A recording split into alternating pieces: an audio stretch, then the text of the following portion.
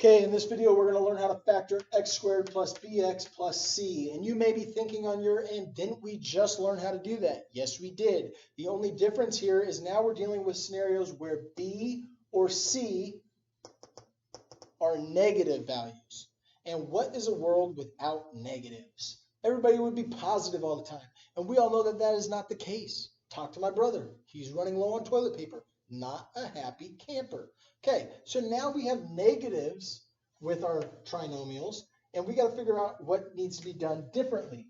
In this case, we have a 8 as our c value. We want to find the factors of 8.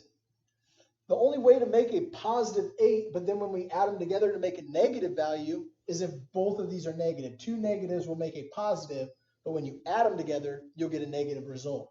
So let's list these out. Negative 8 times negative 1, negative 4 times negative 2, and I can't think of any others. So we're going to add those together, and we're going to find the sum, and we're hoping that one of those is going to be our middle term of negative 6. Negative 8 plus negative 1 would give me a negative 9. Negative 4 plus negative 2 is going to give me a negative 6, and we have found it. So we're going to use negative 2 and negative 4 when writing out our two binomials. So our answer for factoring this trinomial is y and y at the start. Y times y would make my y squared. And then we're going to just use these two. Minus 4, minus 2. Every year I get asked, is it okay if it's y minus 2 times y minus 4? Notice that I just wrote this one first and that one second. It doesn't matter. It's the same exact thing. Okay? So there is your answer when b is negative. That's how you would go about it. But what if c is negative? Now we're talking about multiplying two things together and getting a negative result. The only way to do that is that one of the values has to be a positive and one of them has to be a negative. So we're going to say factors of negative 21. We're going to list those out. Remember, one has to be positive, one has to be negative. So we could say negative 21 times 1, or we could say positive 21 times negative 1. We could say negative 3 times 7, or we could say negative 7 times 3. All right, so here we go. Add those all together. Find the one that's going to add up to negative 4. That would make a 20. Negative 20, excuse me. 21 plus negative 1 would make a positive 20. Negative 3 plus 7 would make a 4.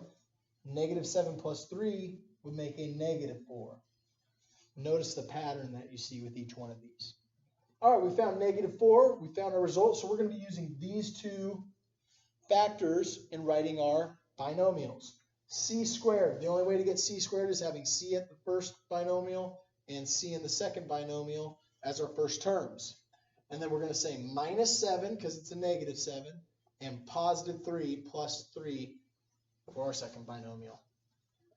Okay, so in the previous video you saw how to do this when we had everything being positive. When we throw negatives at you, if the c is positive but the b is negative, both of your factors need to be negative results.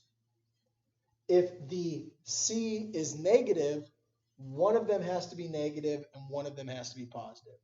One more time.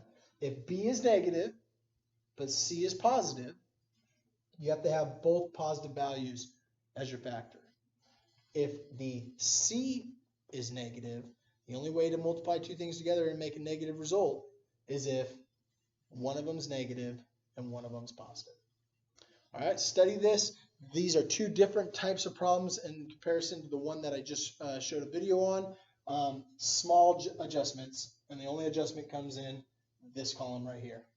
All right, good luck. Study hard on your upcoming test.